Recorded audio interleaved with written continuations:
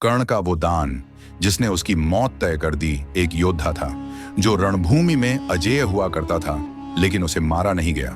उसने खुद अपनी मृत्यु को दान में दे दिया।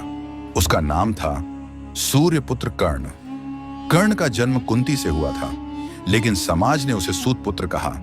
एक बार गुरु परशुराम ने उसे शाप दे दिया और द्रौपदी ने विवाह से इनकार कर दिया। भीष्म ने भी उसे कभी पूरी तरह से स्वीकार नहीं किया, लेकिन एक बात थी जो कर्ण ने कभी नहीं छोड़ी।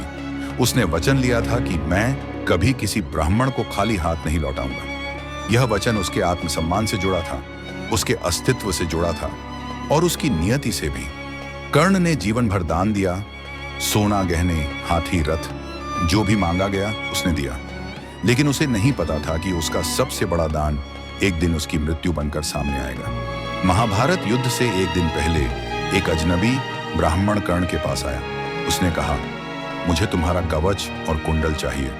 कर्ण मुस्कुराया, लेकिन उसका चेहरा गंभीर हो गया। उसे समझ आ गया कि यह कोई साधारण ब्राह्मण नहीं है। यह थे इंद्र देवता और अर्जुन के पिता।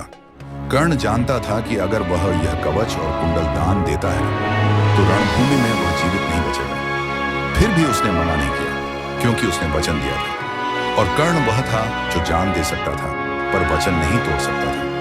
कर्ण ने स्वयं अपनी त्वचा चीरकर कवच निकाला। उसके कानों से रक्त बह रहा था जब उसने कुंडल निकालकर दान में दे दिया।